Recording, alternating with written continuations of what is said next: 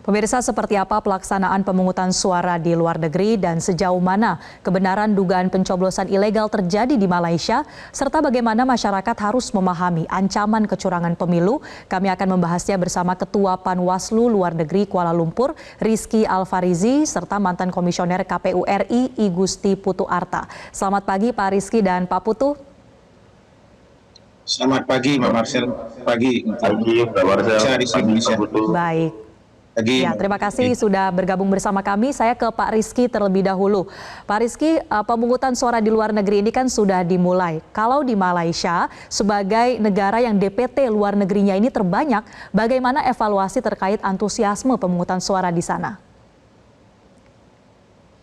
Baik, terkait dengan proses pelaksanaan sendiri, itu untuk metode pos sudah dikirimkan dan juga sekarang KSK sudah dijalankan per tanggal 4 kemarin.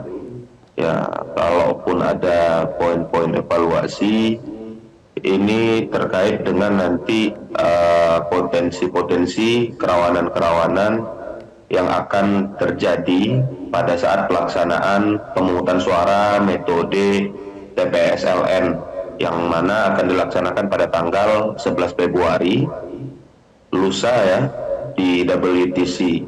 Mengingat masyarakat kita ini yang berada di Kuala Lumpur, wilayah kerja Kuala Lumpur itu mobilisasinya itu karena di luar negeri jadi istilahnya pasif seperti itu, yang keluar yang masuk ini kan pertukarannya cepat ya, sehingga perlu memperhatikan kerawanan-kerawanan seperti potensi terjadi memilih 2 kali, kemudian terkait dengan status kepemilihannya. Hal-hal seperti ini yang perlu diperhatikan karena masih ada masyarakat ya yang kita melalui pengawas kita di lapangan, baik itu ya dalam hal ini melalui pengawas KSK, yang mana mereka ini effort memilihnya tinggi, namun dalam konteks memahami terdaftar di DPT apa dengan adanya 3 metode, ini yang masih perlu kita terus himbau agar sesuai seperti itu dengan peraturan dan perundang-undangan yang berlaku.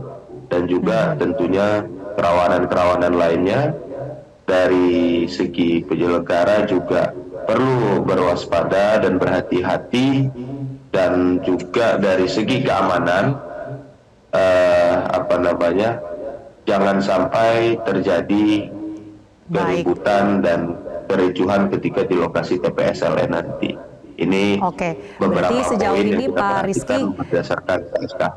Untuk 3 metode yang ada diantisipasi jangan sampai ada double mencoblos gitu ya kira-kira ya Pak. Saya mau langsung ke temuan dugaan surat suara yang sudah dicoblos secara ilegal di Malaysia. Apakah Anda mengetahui di mana daerah temuan itu dan seperti apa kronologinya Pak Rizky? Baik, ya terkait dengan temuan yang mana adanya video tersebut, kami masih melakukan penelusuran terkait video tersebut, sehingga belum diketahui pasti. Sangat minim informasi yang sejauh ini bisa kami sampaikan terkait yang video sedang dicoblos tersebut. Namun kami telah melakukan koordinasi penelusuran baik itu terhadap PPLN Kuala Lumpur dan juga karena PPLN Kuala Lumpur merupakan yang menjadikan Pos Malaysia dalam hal ini sebagai vendornya, yang memiliki MOU dengan Pos Malaysia. Kami juga melalui PPLN Kuala Lumpur untuk berkoordinasi dengan dan memintai keterangan sebagai upaya penelusuran terhadap adanya temuan surat suara yang tercoblos tersebut. Baik. Informasinya KPU telah mengirim tim investigasi ke sana. Apakah sudah datang dan sudah mulai bekerja, Pak Rizky? Sejauh ini, memang saya sempat lihat sudah ada, cuman secara ini ke Panwaslu belum ada informasi resmi seperti itu. Baik, belum ada koordinasi secara langsung begitu ya Pak? Iya. Oke. Mungkin juga karena ini Saya lagi sedang ada persiapan untuk PSLN. Baik, Pak Putu, menanggapi adanya temuan diduga surat suara dicoblos secara ilegal ini, kemudian melihat kompleksitas dari pelaksanaan pemilu di luar negeri, ada 3 metode. Apa sebetulnya potensi kerawanan kecurangan pemilu yang perlu diwaspadai, terutama untuk di luar negeri, atau mungkin di dalam negeri juga untuk di wilayah-wilayah terpencil, seperti apa Anda melihatnya, Pak Putu? Ya, pertama untuk di luar negeri dari 3 metode TPS, metode kotak suara keliling, dan metode pos. Memang metode pos secara klasik dari pemilu ke pemilu sejak 2009, saya di KPU dan saya amati sekarang itu selalu muncul masalah. 5 tahun lalu juga metode pos yang muncul masalah, dan kejadiannya di Selangor di Malaysia. Artinya dari 3 jenis ini memang yang paling sangat rawan itu metode pos. Nah, kalau kita mencoba membaca alur dari metode pos, bagaimana pergerakan surat suaranya, lalu kemudian potensi terjadinya masalah atau kecurangan atau kemudian dugaan penggelembungan segala macam sangat bisa sebetulnya oleh Panwaslu dibaca. Di luar negeri ada namanya KPPS luar negeri pos. Jadi ada secara khusus KPPS yang mengurusi untuk pengiriman pos ini yang menjadi bawahan daripada PPLN Malaysia. Nah, kalau kemudian kita membaca dari video itu, maka patut diduga kejadian ada di kantor pos ketika surat suara yang akan dikirim lewat pos itu diserahkan ke kantor pos untuk diberi barcode kemudian dikirim. Problemnya adalah, dan ini menimbulkan titik lemah, metode pengiriman lewat pos itu ada yang bersifat kolektif, ada yang bersifat perorangan. Di beberapa titik ada bersifat kolektif, artinya diserahkan pada satu alamat, pada satu orang tertentu, apakah misalnya kepala sumber daya manusia perusahaan tertentu, yang kemudian nanti yang bersangkutan akan mendistribusikan surat suara itu kepada pekerja migran yang ada di perusahaan itu misalnya. Maka titik rawannya adalah ketika surat suara itu nyampe, sangat mungkin surat suara itu tidak diserahkan kepada pemilihnya, tetapi dicoblos oleh yang bersangkutan dan kemudian dikirim balik karena dia bersifat kolektif. Maka pertanyaannya, Bung Rizky dan kawan-kawan bisa tidak mengawasi titik lemah ini pada saat ketika surat suara itu diterima pada cara kolektif. Kemudian yang kedua, ketika kejadian di pos ini yang saya bisa baca adalah bahwa ini melibatkan pos yang bersangkutan secara personal tanpa sepengetahuan KPPS. Bisa terjadi seperti itu, artinya KPPS-nya tidak ada di situ, tapi ia yang punya inisiatif sebelum dikirim untuk mencoblos itu diserahkan, kemudian dikirim balik, atau mungkin tidak dikirim balik, tapi seolah-olah sudah diterima kembali. Kita masih ingat kejadian 5 tahun lalu, sangat besar itu. Nah, pola ini bisa terjadi, artinya bisa sendiri-sendiri dilakukan oleh oknum pos, atau misalnya berkonspirasi dengan KPPS luar negeri pos. Kita belum tahu ini, tapi modusnya kira-kira sudah bisa dibaca seperti apa polanya yang nanti pada titik tertentu akan menguntungkan calon tertentu, calon presiden, ataupun menguntungkan calon legislatif tertentu. Kalau dari kasus yang terjadi yang viral di Malaysia ini, sangat bisa ditelusuri sebetulnya modusnya begitu. Nah, Pak Rizky, bagaimana menanggapi soal tadi Pak Putu mengatakan ternyata yang rawan ini pada metode pos, dan kami juga mendapatkan informasi bahwa Bawaslu RI ini tidak memiliki pengawas luar negeri khusus untuk metode pos. Apakah ini kendala yang Anda rasakan juga di sana? Tapi tahan dulu, kita jawab dan kita bahas usai jeda. Tetaplah bersama kami pemirsa di Selamat Pagi Indonesia.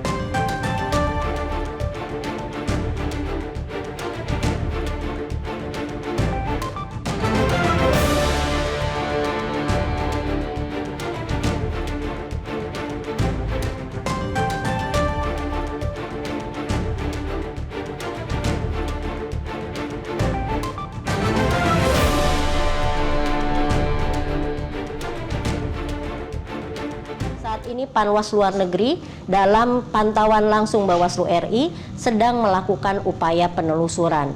Upaya penelusuran adalah upaya aktif yang dilakukan Bawaslu untuk mencari informasi sebanyak-banyaknya sehingga sebuah dugaan peristiwa pelanggaran menjadi terang benderang.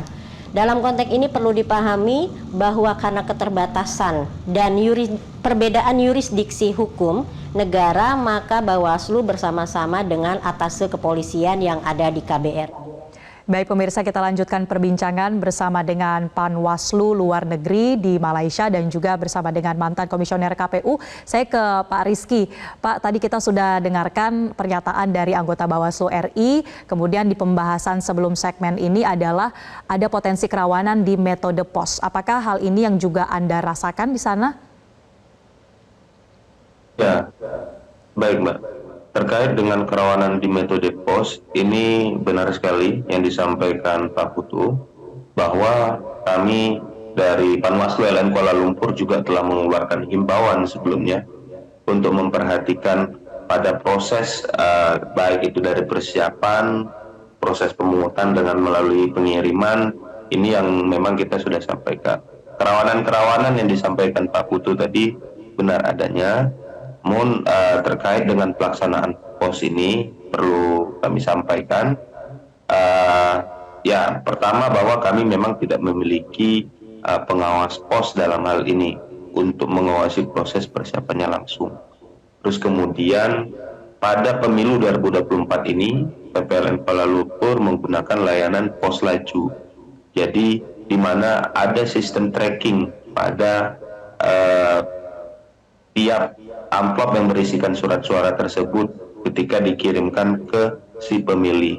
Sejauh ini sudah ada kurang lebih dari sekitar 60 sampai 80 ribu yang return to sender. Artinya entah itu dia tidak sampai kepada pemilih karena alamat tidak jelas, atau kemudian bisa itu karena alamatnya ini secara format tidak bisa terverifikasi oleh sistem POS-nya sehingga itu kembali. Iya. Pak Marcel, boleh saya tanya pada Bung Rizky? Baik, silakan Pak Putu. Bung Rizky, kalau kita anggap benar itu video itu, maka pertanyaan saya sejauh mana Panwaslu Luar Negeri Malaysia bisa mengakses untuk ketika surat suara itu kemudian dikirim oleh KPPS Luar Negeri POS itu, Panwas punya wewenang masuk ke sana kemudian untuk memastikan bahwa surat suara yang akan dikirim dengan barcode itu betul-betul didistribusikan dan aman sehingga tidak terjadi pembukaan surat suara lebih awal seperti yang ada di video itu yang kemudian dicoblos orang. Aksesnya sampai sejauh mana yang bisa dimiliki dan sudah dikerjakan oleh Panwaslu Luar Negeri, Bung Rizky? Baik, untuk akses sendiri, jadi mungkin sedikit saya ceritakan bagaimana kemarin proses pengiriman. Proses pengiriman itu ada dalam beberapa tahap. Yang pertama itu di tanggal 11 Januari itu dilakukan pengiriman dalam, saya lupa berapa, menggunakan kontainer. Ada sekitar berapa kontainer yang kemudian setelah dimasukkan dilakukan segel dan itu dikawal dengan escort PDRM, terus juga dengan disaksikan langsung oleh peserta pemilu dan juga bersama PPLN dan juga dari pihak Kepolisian RI, Atase Kepolisian. Sampai di lokasi kita terbatas memang waktu itu. Jadi pas barang mulai dikeluarkan, nah itu cuma diperbolehkan adanya masing-masing satu perwakilan ya. Kalau dari peserta politik. Nah kita sampai, kita lihat, kita cek, mereka keluarin, turunin barangnya, dan cuma sampai situ aja. Jadi sisanya itu karena ini menggunakan layanan POS Laju, kita tuh dapat melihat live shipment dari proses pengiriman, berapa yang sudah terkirim, berapa yang akan kembali. Cuman ini juga menjadi sedikit sulit ketika live shipment yang ditampilkan oleh POS Malaysia tersebut terdapat error sistem. Ini juga yang kita sedang konfirmasi. Baik. Kemarin kita artinya sudah sama ada PPLN.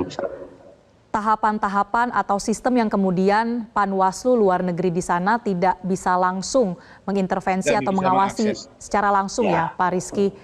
Saya sekarang ke Pak Putu, kalau soal dugaan kecurangan di luar negeri, terutama di Malaysia, ini kan sebetulnya sudah pernah menjadi sorotan juga, bahkan terjadi di tahun 2019. Apakah seharusnya sudah bisa diantisipasi, Pak, dengan meningkatkan pengawasan sebelum tahapan pemilu ini berjalan?